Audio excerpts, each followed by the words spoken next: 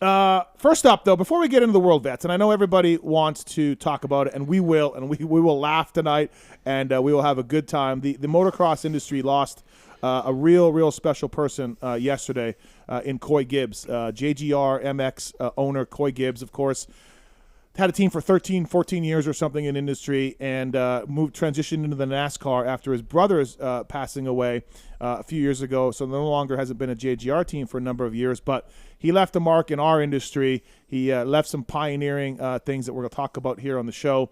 And more than anything, man, I'm going to miss him. He was a good friend of mine. We texted, I don't know, whatever, a few times a month. And I was trying to line up a podcast with him lately, but with his son Ty's adventures in NASCAR, I think he wanted to lay low a little bit and then do it. But certainly there were many people in the industry that were better friends with Coy than I was. But any listener of my shows, and Galdi, you listen a lot, you know how much Weege and I and Phil, and I mean, we have Coy stories, all of us. You know? I was going to say, I truly believe, like, there's a lot of shit talk. And this is a bro show. We were kind of talking about it at the table there when we were eating pizza, having bros in the garage, and that he fits in, I believe, in everything that you do. The Phil shitting and the yourselves and the gang they have, and I think that's going to be a tough loss for the boys and everything like that. It really, really sucks. It's I can tell, you're kind of like me. You're not an emotional guy, but it's a bummer for sure, man. No, it took the wind out of me yesterday for sure for a little bit, and I'm gonna miss him. And he was a great dude, and it's a shame and real sad for his family and his sons and daughter. Way too early. But I want to talk about Coy a little bit here on the show, and we got some audio to play as well from our recent podcast that Swisscore cut. And again, so just somebody who knew Coy better than I did is on the line now, and it's brought to you by the folks at Ogio, OgioPowersports.com. I won't read too much into it, but Ogio's a great company as well. And they're bringing you Jason Weigandt tonight on the show. What's up, Weege? How are you, man? Yeah, this one hurts. It's pretty shocking. The first thing I want to say here is, as you mentioned here, Steve, this doesn't affect you or I or anyone in this industry nearly as much as some others. So we're not doing this to soak up any sympathy. This all goes to the Gibbs family and everything they're going to have to manage through this. But I think the point that you and I want to make here is just, Coy was not a very public guy. You did some podcasts with him, and you said you're going to play the audio here. But, we all, I feel like every fan feels like they know Mitch Payton, for example, right? Mm-hmm. Or people like that. Or even J-Bone was really the front-facing person of the JGR operation. So I think all we can do is try to just shed some light on who Coy was and why we loved him so much. And, this is not us trying to get sympathy. There's a whole lot more people that are affected much more deeply than you or I or anyone in this industry. So thoughts out to the Gibbs family. But at the same time, I feel like whenever someone passes, everyone just says, he was a great guy. I think our job as journalists is to explain exactly what Coy did that was so great and why we liked him so much. It hurts for sure. It really does. He and like you said, he would have hated being on ESPN ticket on the crawler, of him passing away. He would have hated all the attention. He wasn't seeking it, right? No. But dude, did he ever love to bust anybody and everyone's balls? Didn't matter who you were. Didn't matter. I honestly feel like he spent all this money and all this time and all this effort on the motocross team just to have people to bust balls with. I think that might have been his entire motivation. I think so too.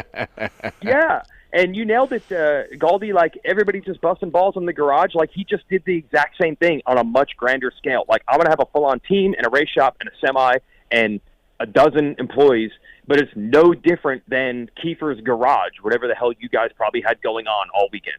Yeah. How about those early years when you would go in his truck and he was playing Call of Duty in the lounge? He was the owner playing Call of Duty. It was great. Yes. I wrote this on my Instagram. Like, look, he is the son of a NFL legend, right? 2-time Super Bowl winning coach and a guy in the Hall of Fame and just a guy who innovated offense, right, in the league. And he's the son of him and his brother as well, running the NASCAR team. And then the coach retires from the NFL and takes a NASCAR team to championship level. And so he grew up wealthy, he grew up privileged, he grew up, like all of that, which is fine and great. Yeah. That's great. Weege, he never acted like it. He never told anybody who he. You have a great story of him reaching out to somebody in a rental, and you've told it before, but tell it again. I mean, he didn't act like he was nobody. He acted just like any one of us. Well, even more so, I feel like Coy knew that he had been gifted this great position in life, and I think he really enjoyed sharing these experiences and what his privilege gave for him and sharing that with others. And I don't know, look, if I was rich and famous, there might be other people in my orbit like this. But for most of us in this industry, he's the only one. Like, he's the only son of a really successful person who we know. Like, people in this industry who we think are loaded aren't really loaded in the grand scheme of loadedness or connections. Right. But I mean, you've got to imagine that Joe Gibbs, not only is he one of the greatest NFL coaches ever, but by the way, he was the coach of the Washington, D.C. football team. So can you imagine the politicians and the presidents and all the people that he knew and went to those games, and the royalty he was to the most important people in America? And then Coy and his brother J.D. are growing up around these people. But the coolest thing was, I feel like he wanted to share that with us. And to give you an idea, look, Steve, where are you and I on Coy's depth chart of people that are important to him? Are we even in the top 1,000? Probably. I feel like we're maybe 800 to 900. I don't know. Yeah. For all the people that he worked with or employed, then he played college football, then the NASCAR thing, all the things he did, we are not that important to him. Yet at the same time, he treated us like we were when we were getting our balls busted by him and giving it back to him. You felt like you were the most important person. Like, I think he wanted everyone to be on this ride with him. And one time he even told me, Coy had a lot of theories on a lot of things, Steve. Yes, he did. Yes. So one time he told me that there should not be taxes. Taxes should be illegal. There should not be taxes. And I was like, Coy, how do we have stop signs or roads with lines painted on them? Like, we'd be just smashing into each other in cars if we didn't have police and roads and stop signs. Who's paying for this? And he's like, right. Yeah, who's paying for this? And he's like, you don't understand because you're cheap and your dad's cheap. And I'm going to try to articulate because Coy mumbled all the time. Yeah, you could barely understand him. Yeah. Yes, he mumbled. But he said, he's like, you're cheap and your dad's cheap. You don't understand charity. He's like, rich people donate money all the time. We would take care of it. Just let us take care of it instead of wasting our money with stupid government things that aren't even going to help. We'll take care of it. And what I got out of that was, I'm like, again, I'm probably not even in the 1,000 of Coy's important people. But the fact that he knew enough about me and my dad's cheapness to point that out, he's like, you don't understand. I was like, damn, he is interacting with me and respecting me on a level he doesn't have to. So, yeah, my favorite story here, I got several. Yeah. My favorite, one day I'm at San Diego Airport flying back red-eye, as I always do for some event. I was not there at an event Coy was for. He was visiting Toyota, totally separate. I check in for the flight. Red-eye flight is canceled. And I'm like, canceled? How am I going to get home? And then I look to my right, and there's Coy at the other kiosk getting the exact same info. I'm like, what are you doing here? He's like, I was visiting Toyota. And I'm like, what are we going to do? And he's like, hold on. He's like, are there any red-eyes out of LAX? Now, how far is LAX from San Diego? I don't know, an hour? Oh, more than that. Yeah, Couple hours, two, yeah. Yeah, maybe 2 hours, right? And he's like, see if they got a flight at LAX, and we're going to get up there. I'm like, how are we going to get up there? He's like, leave it to me. So they're like, are there any red-eyes at LAX? And they're like, there's one in like an hour and a half. And I'm like, well, that's how we're going to get there. He's like, leave it to me. He's like, I'm going to rent a car. We're going to drive 120 miles an hour, and we're going to get to that LAX red eye. And I'm like, okay. Then he looks over at another couple, and he's like, are you guys on a red eye to Charlotte? And they're like, yeah. And he's like, your flight's about to be canceled. Rebook LAX, and I'll get you there. And they're like, who are you? And he's like, I'm going to rent a car one way. Get in. Right. Book the flight to L.A. And they're like, okay. So Coy books a car. We all change our flights to LAX. These two random husband and wife get in the car with us, hoping we're not psycho killers. And Coy drives 120 miles an hour from San Diego to L.A. And they are cringing. Like, they are white-knuckling on those hand grips. And Coy just looks back and goes, "Don't worry, I'm a professional race car driver. I race in NASCAR." Which he was. He did. He Sounds drove, like Ace Ventura or he something. drove NASCAR for a few years. Like, he Yeah. drove the Infinity Yeah. Series, right? Yeah. He drove trucks. I think he got wrecked by Kevin Harvick once. That's his claim to fame. Right. And I'm like, honestly, this guy, you probably figure he's full of shit, but he actually did drive NASCAR. And he's like, yeah, Weigandt's just jealous because he's never done anything except sit there on a computer and type about things people do. But I actually do things.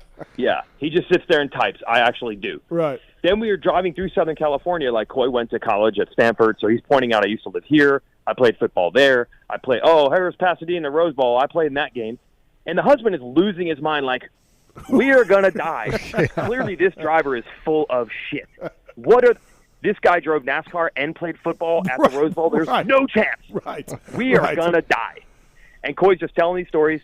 We get to L.A. on time because Coy drove 120 miles an hour.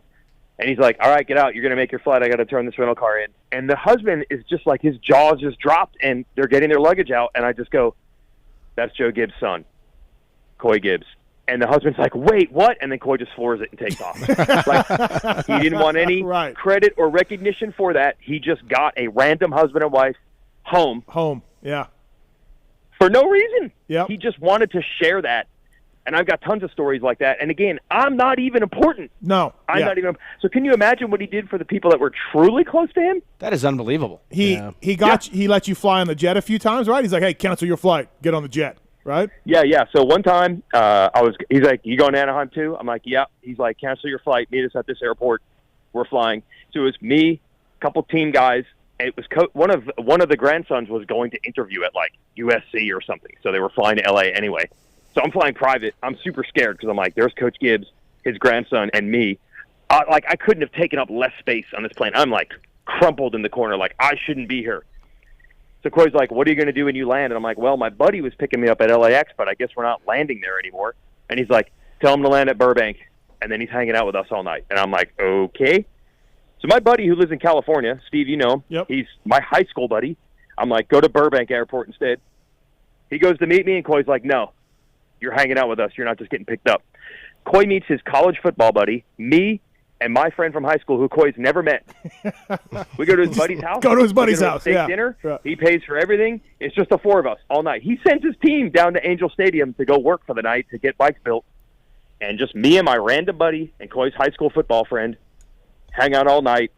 Coy tells me a million things about how I'm stupid about everything and how he's much smarter than me he is, et cetera, et cetera. And I'm just like, why? He just wanted me and my high school buddy to get to enjoy the fruits of Coy's awesome life. And all I can imagine is he must have done this thousands of times. I've got a couple stories. You get a couple stories. But it must go on and on and on forever. I wrote about this today. So we started the PulpMX show, and we got a big sponsor. Watson and I were doing it. And we got a big sponsor, and they pulled out right away. They said, we'll give you 6 months. They went 8 shows. And they pulled out, weren't seeing a return, right? And we were kind of like, shit, how do we pay for all this equipment, phone lines? My phone bill is $600 a month just for all the phone lines and everything. And Watson talks to Coy. High ceiling. Pre-high ceiling. Pre-high ceiling. Pre-high. Watson talks to Coy. Coy had an oil line at the time. And Coy just was like, yeah, I'll just give you some money. And I'm like, okay, well, do you want me to promote the oil? He's like, yeah, talk about it if you can. But I'll just give you money. And I'm like, okay. He didn't care. No, he didn't care. And then the only thing he wanted, and it's on. I retweeted a guy today. Yeah. The only thing he wanted to seal the deal was punch Watson in the arm. I listened to this quote. He was in studio. He said, "I'll give you money if I can punch Watson as hard as I can." And so Watson rolled his sleeve up. Coy hammered him in the shoulder. Kenny yelled. He did it. Yeah, and Coy wrote us a check. Right on the spot. Yeah, and he was the sponsor for like a year and a half. He's a beauty. He's a beauty. Yeah. And he's that type of guy. He was just great, man. And like you look at his team too, and they didn't have the ultimate success, but they won races. He took huge swings with James Stewart, Justin Barcia, another one, right? Yeah. He was always thinking outside the box. Think about having everybody move to North Carolina early on and train with his trainer. Now the football trainer, guy, right? the He's a trainer was football putting guy. on too Yeah. much mass. Yeah. You guys need to be stronger. Well, Coy had right. Weege. Coy was big on strength. He really wanted strength. Did you guys see Weston Pike just posted an Instagram story where he said the first day I came over there for the team, I started doing cardio, and Coy walks in and says cardio is for idiots, and then does a 250-pound bench press and just walks away. Right, right. Yes. So the trainer was very big in his strength. There's no doubt. But the idea of everyone staying here, I built a track. He bought land. He built a track. Yeah. And then think about too. He hired Phil as a fill-in. Yeah. He didn't have Phil for anything but like, hey, if we have an injury, which happens to every team at every point in our sport, you're going to jump in. Now, of course, Phil jumped in when Pike was pummeling Freeze.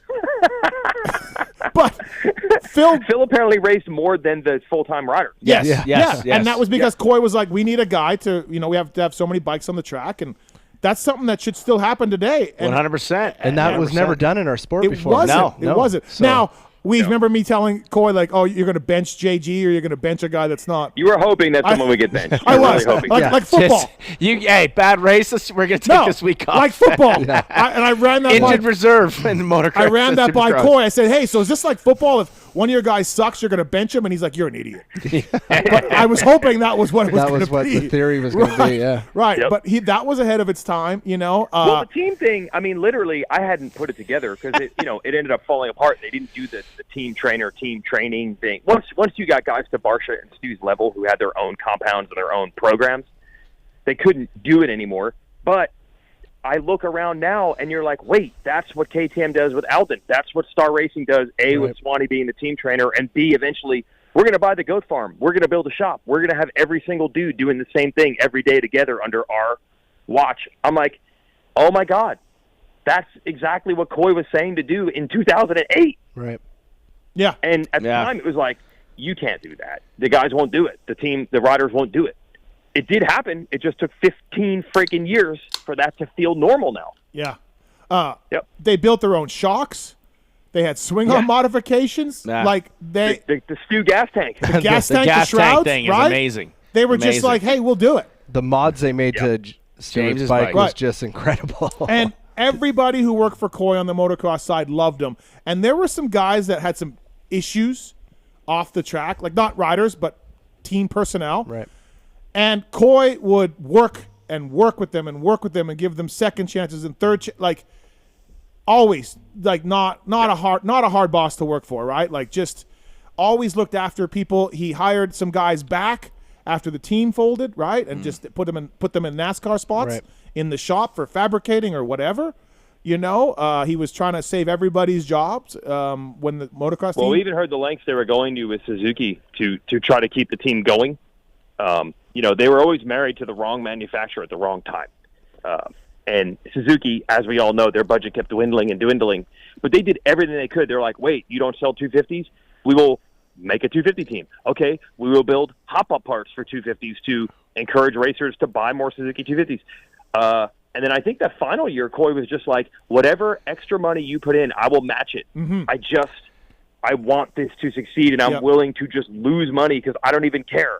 I don't want my guys to go unemployed. Right. It's crazy. I feel like you're saying you guys aren't in the thousands. I think the atmosphere and personalities, the Weeges and Steve, these Phil guys, you guys created an environment for him to be, this is just fucking cool. You guys are actually make me laugh, make you feel normal, where maybe in that NASCAR world, a little more serious, it's right? too serious, and like, this is just fun, and then obviously, it got serious when we were getting results and stuff like that, but I feel like this was like a beer league fun zone and kind of thing. You know what I mean? Like It really the more was. stories you keep telling, it's just like this fucking guy is just a beauty. Like he's just a beauty. he's a beauty. And look, we're saying he is a beauty and he's gone, right? It's hard to talk about. But his Instagram, like, okay, so he's Coy Gibbs again, like all the stuff we talk about. And all these NASCAR fans are like, oh, it's Coy Gibbs. Like, I got to follow him. Like, maybe he's going to show some behind-the-scenes NASCAR stuff. Maybe he's going to show, whatever, like, all this cool stuff. He's at a bar or somewhere, a restaurant or bar. He sees this guy that looks like Phil, like on his Instagram. And he just takes a photo of this guy and says, I found Phil Nicoletti, like at a bar. Doppelganger. Right. And if you're a NASCAR guy, you're like, who? Who Like the what? Like what? he didn't care, dude. He just Yeah. thought it was funny that this guy looked like Phil. Yeah. Right. That's Yeah. the stuff he was. He also told us famously he couldn't be knocked out. He could not be knocked out. Yeah. Couldn't be knocked out. He said it's not possible. No, it's physically impossible. He's crashed cars and he's played football and he couldn't be knocked He's out. never been knocked out. He also told me seatbelts don't work. Did he ever tell you that one? Yes. Yep. Well, my favorite line of all time was he'd tell you something that was mind-boggling, and I'd be like, there's no way. And he's like, no, it's common knowledge, just not a lot of people know it. And I'm like, Coy, Yeah. common knowledge, not a lot of people know it. That doesn't even make sense. That's awesome. Right. Yes. Yeah. One time he told me, because obviously I knew Coy well because we lived right by each other here in Charlotte. He'd be like, hey, do you know Charlotte has the most per capita people hit and killed by cars? And I'm like, no way, really? And he's like, I don't know if that's true, but if it was, that would be crazy, wouldn't it? I'm like, that is useless. That is useless Stats. information. Right. Yes. Right. I believe that too. How about when I wrote a letter to JGR HR? Oh, So God, tell the story. He had been on me. So he's always like, hey, when I'd come by the truck with my podcast stuff, and both of you have seen me do it, right? Yep. He would come up behind me and kick me in the knee and like buckle me, right? Buckle me. And this was going on for a while. And then he'd come in, he'd lean in the microphone if I'm talking to Brayton or whoever, Millsaps or whatever. He'd lean in the microphone and be like, where's your journalism degree? He was big on like he wanted to know where our degrees were all the time. Yeah. Yeah. Right? He was very big on Yeah. that. Yes. But then one of his mechanics, Patrick, got a degree, not in journalism, but in something. And He was a mechanic and got a degree yeah, in he had a journalism, degree, yeah. but then Coy told him that degree doesn't mean anything. So then Patrick framed it and put it in his bay every day and said, "I got a degree." Coy was big on degrees. He had none. But he was big That's on awesome. degrees. So he was doing this for like a while, and he was hitting me in the knee, punching me, asking me where my degree was. I was talking to somebody, and he was standing like in the door of the truck, so he was higher than me. Right. He took a Dasani water bottle and he flipped it like this with water in it, so it was weighted, and it went dunk right off top of my head while I was interviewing somebody, and he was dying, right? So I'm like, I had enough. So I reached out to, I think, Spencer at JGR. Maybe it was J-Bone. And I got the JGR NASCAR HR department. HR department. And I got her email. It was a lady, and I got her email, and I wrote this email. I've been degraded or whatever. Bullied. Yeah. I've been asked about my education. I'm trying to do my job, and Mr. Gibbs is, making it hard or whatever. I would like reprimand. I would like an immediate, whatever, blah, blah, blah, blah. And I just emailed it, cold emailed it. I didn't hear anything for a while. And I was like, oh, I'm just waiting. Right? every day. Yeah. And then like maybe a month later, he's just like, you're an idiot. And I'm like, what? He's like, you wrote, say her name was Lorraine. Yeah. You wrote Lorraine an email? I said, yeah. He goes, she showed it to me. We both laughed and said, what an idiot you were. She's right down the office from me. She's not going to do anything. Yeah, she's like, Coy, do you know this guy? Right. He loved, like he I was like, I'm just trying to get my dues as a journalist. Just trying to do your job, man. And he's just like, you don't even have any degrees. He always circled back to that. And I'm just like, Yeah. He couldn't be a journalist. No. It was ball busting. I really feel like he ran the team just to be able to have people to bust balls on. Balls, yeah. 7 days a week. Right. He had guys at the shop, and then you go to the races, and then the ball busting group would grow. Yep. And I don't even know, like, look, we know the Gibbs family is super competitive. Their pedigree says it all. But I think so much of it was just enjoying himself and busting balls with the boys. That was why he was spending all his money doing this team. So I went there one year, and he gave me a personal tour of the cup shop. And I went there, and he's just like, you want to walk around? I'm like, all right. So he's walking me through the whole headquarters. And every door he opens, he's like, this guy's our Dino guy. He's an idiot. and then the guy would be like, what's up, Coy? And then Coy would be like, this guy thinks he's a media person, and I'm just giving him a tour. And then the next one would be like, this guy's, he called me the idiot. And then he'd introduce that guy and say, like, this guy doesn't really know what he's doing for his job. And every employee and him would have a smart-ass exchange about the dyno room, the chassis room, the shock testing room, the pit crew lane, everything. And then at some point, he's like, you hungry? And I'm like, yeah. He's like, let's go to the cafeteria. There's ice cream in there. And so we cut through the cafeteria. We load up ice cream out of the JGR cooler was there. And we take, now we're eating ice cream. We're doing the rest of the tour. It's great. Everybody was an idiot. Nobody knew anything. And I was a loser media guy for motocross. Yeah, it was. You can't make this up. I got a personal tour that I feel like not a lot of people would get. It's right? the story that you just told, Weege, about taking random people in the car to the airport. That, like you said, he probably did 1,000 times, where he is able to call these employees and the HR department gets ignored. Everybody's an idiot and this and that, because he went overboard to make everybody feel a part of something. That's what this sounds like. I've never met this man, and that's what he always made you feel like you're a part of it. You were welcomed, but then he would just like to bust your balls, because that's how he engaged and made it. And he wasn't just a high five guy or how was your day and check in. Yeah, he busted your balls. That's what I'm getting out of this. And like we have, this is like myself and Noose relationship. I mean, Steve's and you guys, like, you're busting balls, and this is the deeper you get into this, he sounds just like this guy that was. He could fit in anywhere, fit in any room, make you laugh, make you feel like shit for a minute, and then all of a sudden he'd make you laugh too. And a second later, like, it's just that's it. Yeah. And everyone in our sport was morons and losers. Nobody knew what they were doing. Well, there's no degrees. Barely anybody's got a grade 10 going on here. That's what he kept saying. He just kept saying that. Our sport, he's just like, you guys don't know what you're doing over here. And you're like, all right, Coy. Well, it was always like the front-facing Coy and then behind the scenes, because, yes, he was always saying that the whole sport was so dumb and we're all such idiots. But meanwhile, he's the one moving heaven and earth and trying everything he can to keep reinvesting and trying to do better and sticking around when there was no reason for him to be doing all this. So deep down inside, he was a good dude and he loved motocross and he wanted his team to succeed. But he would never, ever make that what you saw on the outside. He would just bust your balls, make fun of the sport, make fun of your job, make fun of you, and move on. But he wouldn't have done all this if he didn't actually love it. And I do wonder, I'll always wonder this, he had to move over to the NASCAR side for a variety of reasons. Pretty tragic that they also lost his brother JD, and then his son Ty moved up through the ranks and is probably going to be a future star of the sport. So Coy was headed that direction, like it or not. But I wonder if he got that same level of camaraderie over there as he did with his little bag of misfits in this tiny sport that probably no one even cared about. I would like to think that at least we gave him some of the good times. Yeah. If it wasn't what we actually paid the bills. I was just looking through one of my last texts with him, and I was trying to do a podcast with him, and he said that he's talking about Jason's show, Weege, but he's free now to do a show. And I was like, oh, I can't do it. I think I was getting ready for this show. And I said, well, I'm sorry, let's do it again. I'm getting ready for my show. And Coy goes, if every other form of media goes offline, I will be listening. If every other form of media goes offline, he'll listen to my show. That's about it. And but again, you talk about what he was like. He knew Angie's name, Pookie. He knew she was Angie or Pookie, and he would say, "How's the missus?" After he busted my balls and after he threw a water bottle at me and after he punched me, he'd say, "How's the missus?" And I'd be like, "Yeah, she's good." And then he'd ask me, "What's going on with you guys? How's everything?" Just quietly mumbling the whole time.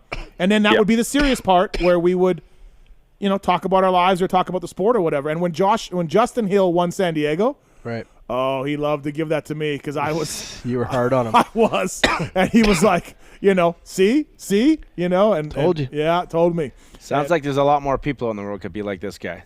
Hey, take suit, follow suit. Yeah. Right. No, the craziness out there now. Follow suit like this. Weege, again, you're closer to Coy than I am. How's the JGR guys taking it? I talked to J-Bone a little bit, and of course Thomas Fichter, who's a great friend of Coy's, and ex-NFAB sponsor of our show, and a good friend of mine.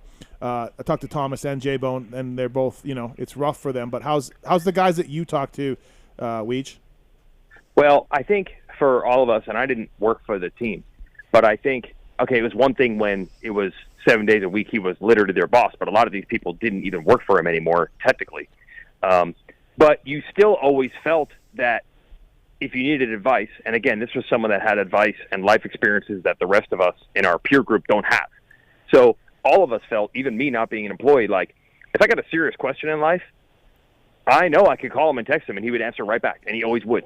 So it was always like we always knew, yeah, I'm not seeing Coy on a daily basis, but anytime I meet him, hey, Coy, you want to meet up for lunch? Hey, Coy, I got a question. You knew he would be there for you. And because it might go a month or two without that happening right now, I think at first it doesn't seem so jarring because it's like I don't see Coy every day as it is. But I think it's really starting to sink in with people like what this really means. But again, I want to be as firm as I can with this, that doesn't really matter to us. That is a great loss as a friend. But for sure, there are people that are counting on Coy in their life every day. And that's the real tragedy here, the family. For us, we lose a great friend and someone we could count on when we needed it. But, for us, life goes on. For the family, this is just absolutely horrible. And, they're still, that family is still pretty young. His kids are young. This is a terrible situation to deal with. But, yes, It is sinking in for everyone like, wait, I'm not going to be able to text Coy on Wednesday if I got a question that only he could answer. This is really happening. This is real. It's so sudden and quick. And by the way, if you folks aren't following NASCAR, I mean, Ty, his son, was embroiled in controversy all week and then wins the Xfinity Series title. You cannot get a more high-low roller coaster of emotions of racing. And Sunday morning I wake up and I'm like, wow, Ty won the Xfinity title. This is crazy. The Gibbs family has to just be over the moon like they did it, like their grandson has won a title. He's potentially the future of their operation. This is going to be the most exciting 10, 20 years in front of them ever. And then to just know that a few hours, or actually probably Sunday morning at that time, it was all changing so rapidly and so horribly. I can't even understand that timing. Like, it's like a movie. I mean, it couldn't be any more tragic. So, yeah, sucks for guys that were friends with them like myself, but it's not even close what the family's dealing with. No, absolutely, yeah. Gonna miss him, man. He was great. He was so funny. Yep. Him and Millsaps. I can't even imagine how him and Millsaps could coexist. I cannot. I was told that I had to come back to the truck to watch those two talk about anything at all. Yes, because on every topic in the world, you could ask either of those two guys, and they have an opinion on it. Yes, so I'm like, I've said over and over, I'm like, how could you guys work in the same space? Like, you both have your rock solid, I will never be convinced of anything else opinions. How could you possibly coexist? Yeah, it was. But I think they knew, just like with Davey. It's the same thing with Millsap, same thing with Coy. Like, we all know deep down inside they're good dudes. They don't want anyone to know that. Right. Yeah, he told me some great stuff about football players and behind the scenes, and he was an offensive assistant, and he told me all he did was photocopy stuff. That was his job. He was like, I just photocopied every day, just photocopied. I'm like, how is this a job? How is it a job? But he would never talk. I'm like, because I'm into sports, right? And I was trying to grill him, and he's just like, I don't know, man, I was just photocopying. It was great, man. Way too young, same age as his older brother. Right, passed away too. Unbelievable for that and the family and the sport and NASCAR. And like we said, we are such a small part of the Coy Gibbs experience. But yeah, we're all better for it. There's definitely things that I learned. We were joking today, me and some of the guys, you kind of almost start living your life a little bit of what would Coy do, because, again, his situation in life was so different than ours, and honestly, so much richer. And I don't mean that in a money situation. I mean, again, his life experience, you can learn a lot from being exposed to someone like that, who most of us don't get a chance to meet people like that. So you try to keep a little bit of that in your life every day, right. They're aggressive, competitive people who are good at everything they put their minds to. So why not try to soak some of that up? So just knowing all of a sudden, like, oh, wait, we're not going to have that guidance in our life. I mean, the sport was really blessed to have a guy like that around for as long as he did. And credit, when he had to move full-time to the NASCAR side, the motocross team didn't end then. They still continued to race with J-Bone at the helm. And Coy would still come to races January and February before the Daytona 500. And Steve, I believe this year we saw him in Anaheim this year. Yeah, whenever we heard he was at a race in the last couple of years, we ran over the truck. Just flocked. Whenever he was. Yeah. Oh, yeah, we were in the media. Remember, we were in Anaheim at the media tent, the media press box, and he said he was saying, was he texting you or me or both of us, calling us losers? and we got no friends because we were alone in the press box. And so then I was like, well, there was a Toyota suite in Anaheim right next door to the press box. Just staring down at you. Yeah, just like, literally. There's a Toyota suite, and I couldn't figure. I'm like looking Where is he everywhere. at? He's like, "You two losers are not no friends." Yeah, and are you busy? Are you busy typing? And then I look over, and he's just smiling and laughing. He's just watching the race, right? Yeah, that's cool. Whenever, That's really whenever. His insult to you is always the no degree. And to me, it was all you do is sit there and type. That's the easiest work ever. He's like, oh, your fingers getting tired? You getting blisters on your fingers? He's like, all you've ever done is type. How is that hard work? Right. And for you didn't have a degree. Yeah, That for me, it was no degree, and ever. I couldn't talk about the sport without a degree. Yes, and all I do is type. How hard could that be? Right. Yeah, that's right. He was at Anaheim this year. It was great. Yeah, I forgot about that. Yep. But, him and Thomas. we got thoughts out to the family. That's it. They've got a real tragic situation on their hands. I can't even believe what they're going through right now, especially that the same age, 49 years old. They lost JD a couple years ago, early 2019. It's just horrible. We got a question on the phone. Weege, maybe you know the answer to this because I don't. Mike, what's going on? How are you? Welcome to the show. What's your question about Coy? Hey, thanks for taking the call.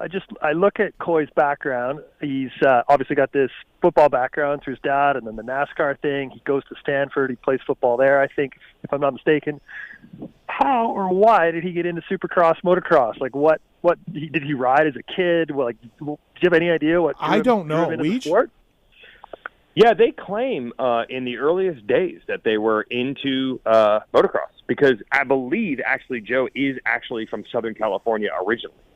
Everybody links them in the East Coast because of the Washington Redskins thing, but that's just where coaching took them.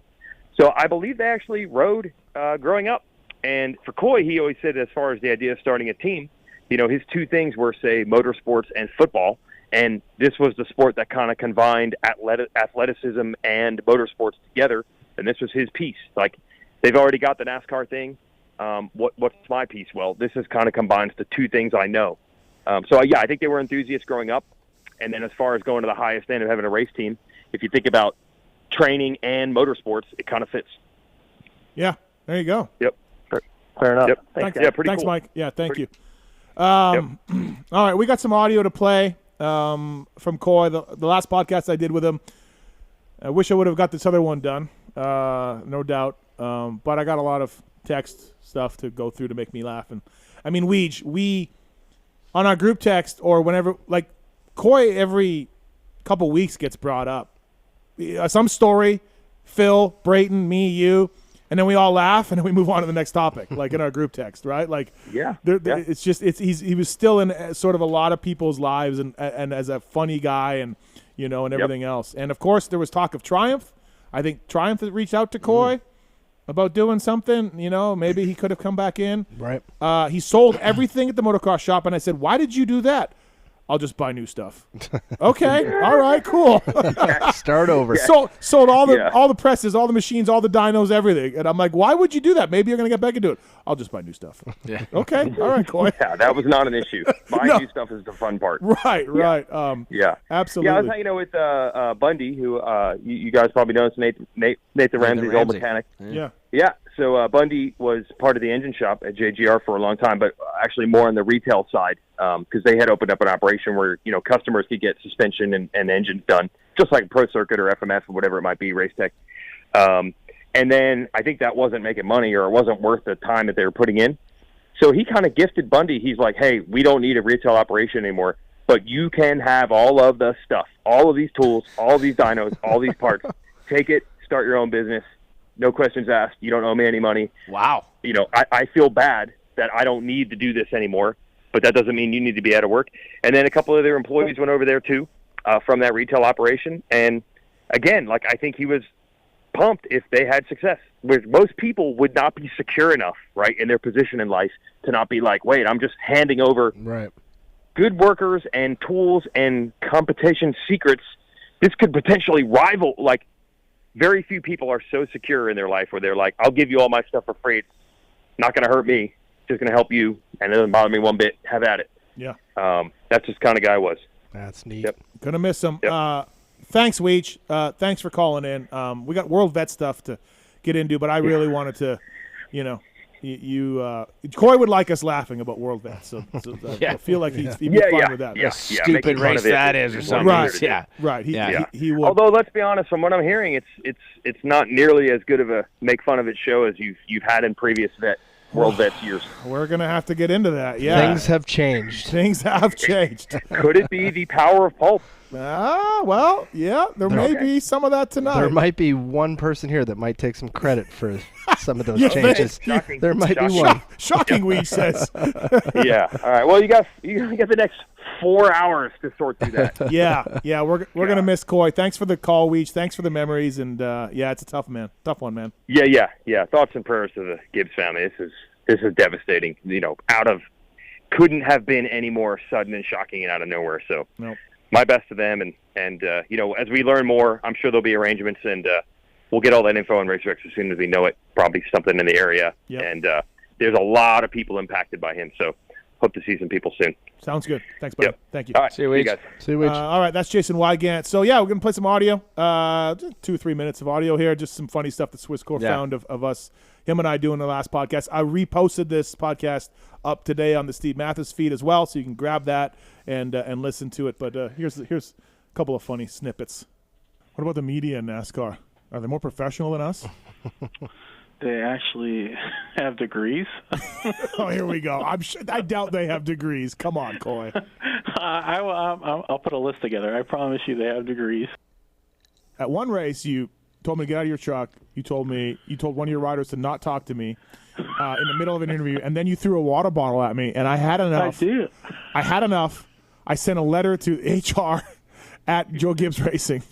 I think I remember that. That was awesome. I sent an email and said I'm a respected member of the press, and this is all the things that Mr. Gibbs did to me, and I want you some action taken, and I never heard back from HR. I don't know if did anybody get anything happen? Seeing how I head up HR, it didn't go very far. Huh? Yeah. The reality of it is, I have to work on this side because I can actually make a living over here. Yeah. And if I could make a living running dirt bikes, I would do it. But I've failed for 10 years, so now I'm stuck over here, and I don't get to go to many races, and it's not as fun. But I do miss going. I tell my children this all the time, and maybe I'm a horrible parent for saying this, but I'm not about wasting time. So. Yeah. If you suck at one sport, we're going to find another one. We're going to kind of go through everything till we figure out what you're good at. Yeah. We're not wasting our time. It's amazing that the AMA doesn't crack down more and find more of these people. It's such a stringent organization. It's amazing. I'm not going there. Oh, you guys would battle. It was great. It's fantastic. Old Davis. Yes, old Davis. The funniest time was like he walked out the one time, he must have had 300 of those magnetic stickers on his body.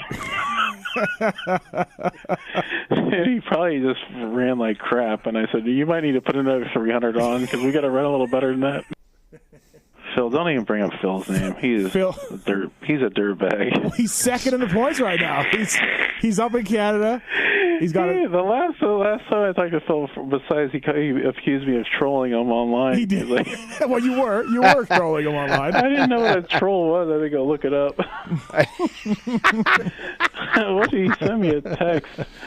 Something like, "Hey, way to wave at me, you a-hole." And I guess I was pulling out of the park. He lives right down the street. Oh, yeah. And I didn't see him, and he was waving at me, and he was mad. I said, "I didn't even see you." Oh. I actually got to eat lunch with him. Oh, yeah? A couple months ago. Yeah, I walked in the grocery store, and he was sitting down there eating.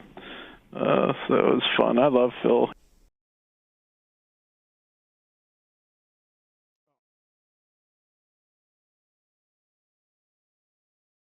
All right. R.I.P. Coy Gibbs. Big time. Yeah. Gonna miss him. Thanks to Weege for calling in, and I think Coy would love us laughing about motocross.